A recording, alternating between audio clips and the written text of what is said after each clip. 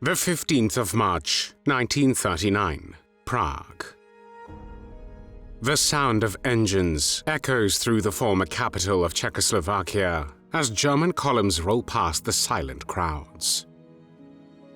Tanks and trucks carry soldiers in grey uniforms, their boots striking the cobblestones of a city that only months earlier had been the heart of a proud democracy.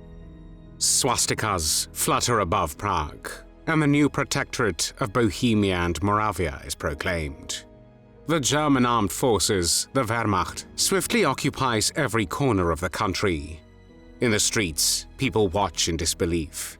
Some cry, some stare in silence, and others lower their heads and walk away. The independent Czechoslovakia, born from the hopes of 1918, ceases to exist. And with it disappears the Czechoslovak army, left without a country to defend, though many of its soldiers will later escape abroad to fight again under foreign skies, joining also the Royal Air Force in Britain and earning honor in the Battle of Britain. But not all choose the path of courage. Among them is a young pilot whose loyalty will fail. A man who will one day betray his friends, his country, and the cause of freedom itself. His name is Augustin Přeučil. Augustin Přeučil was born on the 3rd of July, 1914 in the small village of Čepsin in central Bohemia, then part of the Austro-Hungarian Empire. His parents were modest people. His father, Augustin, was a butcher, and his mother, Maria, cared for the household. The First World War and the collapse of Austria-Hungary in 1918 changed a great deal in the region. Czechoslovakia was created as a new state, and the ideals of freedom and progress shaped the ambitions of its younger generation. Aviation was especially admired, seen as a field of modern technology and national pride. Přeučil was among those drawn to this calling, took a 3-month civilian pilot course, and later entered the Czechoslovak Air Force. Přeučil gained experience flying military aircraft and was considered capable, though not an outstanding pilot. He was ambitious, and like many of his peers, he expected to have a long career in the service of his country. Everything changed when the Munich Agreement of September 1938 forced the Republic to give up the Sudetenland to Germany. In March the following year, the Wehrmacht marched into Prague, and what was left of Czechoslovakia ceased to exist. The Czech and Moravian lands became the Protectorate of Bohemia and Moravia under German control.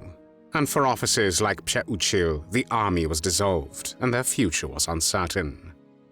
While some accepted new jobs under German supervision, others decided to resist by leaving the country and continuing the struggle abroad.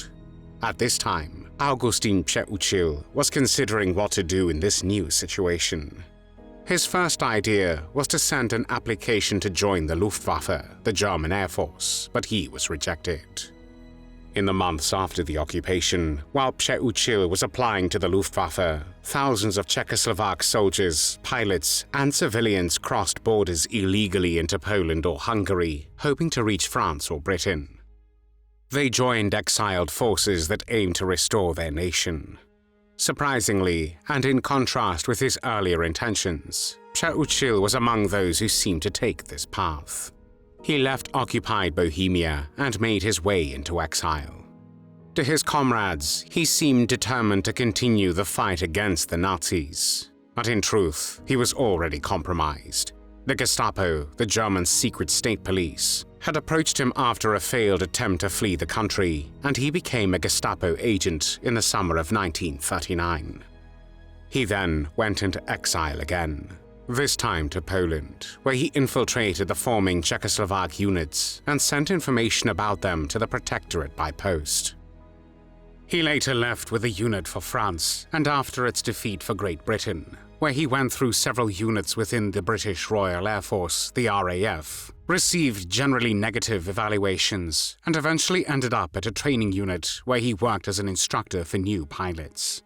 During his stay in Great Britain, he got engaged and subsequently married 19-year-old Muriel Graham Kirby, whose parents had to give their consent to the marriage due to her young age. At first glance, Přeučil appeared to be merely a problematic foreign pilot, but in reality, he was still a Gestapo agent. It was on the orders of the Gestapo that on the 18th of September 1941, during a training flight while instructing a student pilot in a second aircraft, he deserted by claiming problems with the aircraft and then diving sharply from a great height down to sea level, where he leveled off and flew over Belgium at low altitude, below German radar, a step intended to prevent the Germans from accidentally shooting him down as an approaching Allied aircraft on a combat mission. His flight was detected by a German anti-aircraft battery located on the Belgian coast, and Přeučil then made an emergency landing in occupied Belgium. The locals tried to help him escape, but Přeučil took a step that should have been a warning to them. He did not try to escape from the Germans or destroy the plane. On the contrary, after the Germans arrived, he informed on the aforementioned locals that had tried to help him. At the time of Přeučil's disappearance, the RAF assumed he had crashed and died at sea. It was not until the Belgian resistance reported to London the incident of his arrival in their territory and his behavior, which had cost the lives of 2 Belgians who had been executed by the Gestapo, that the true circumstances of his disappearance became apparent to the British authorities. Meanwhile, in Britain, his young wife mourned his loss, believing him to be another victim of the air war, although it is likely that his marriage to her was a cover for his role as an agent working for the Gestapo and Nazi Germany. His wife even received a widow's pension during the war, and for a time it was considered that Přeučil would be awarded the Czechoslovak War Cross 1939 in memoriam. Probably thanks to information from the Belgian resistance about the pilot's strange behavior after the alleged emergency landing, this never happened. His wife mourned him for several years, and after the war, she learned to her shock that her husband had survived and would be tried as a Gestapo agent.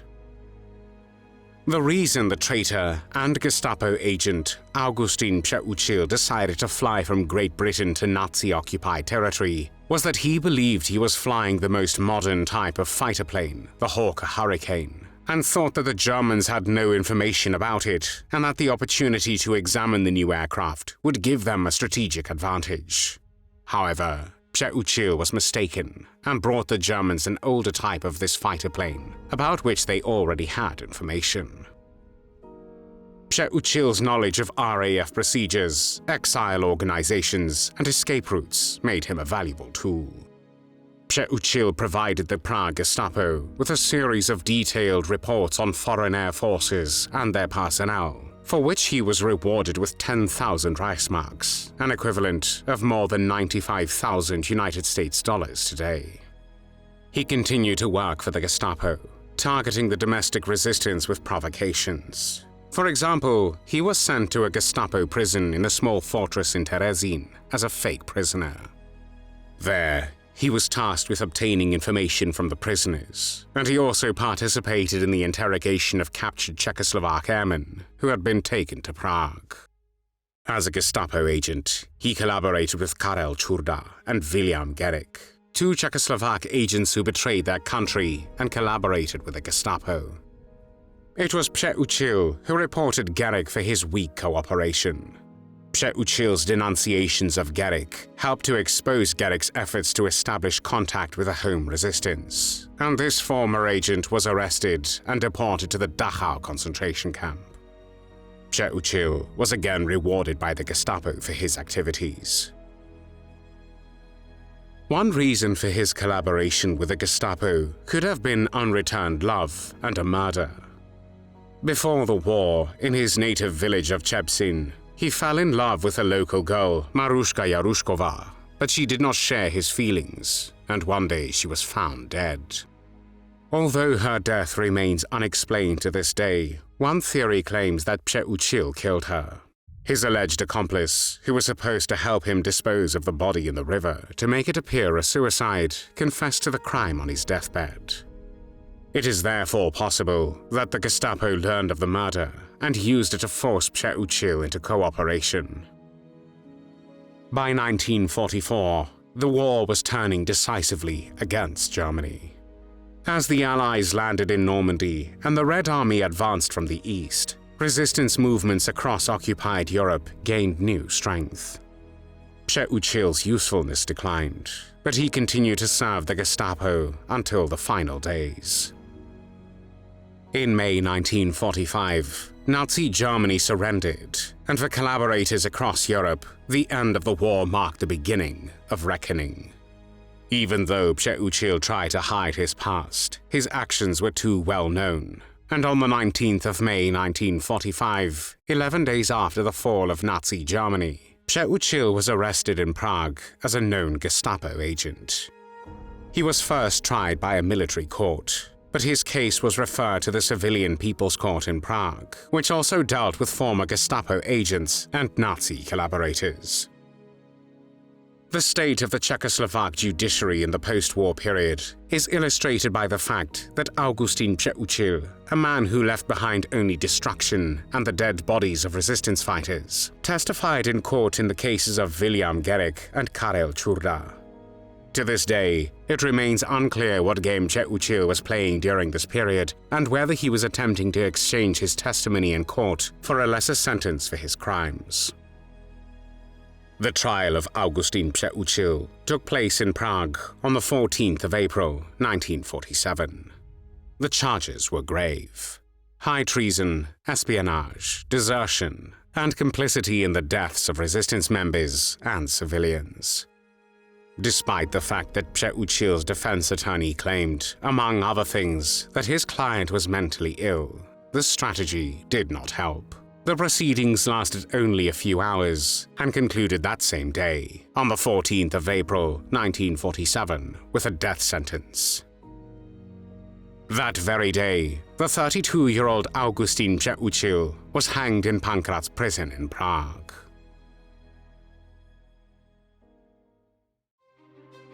Before we end today's story, take a look at worldhistory.tv, your special destination for true history lovers. Discover exclusive documentaries and incredible stories you won't find anywhere else. Thank you for watching, and don't forget to subscribe for more.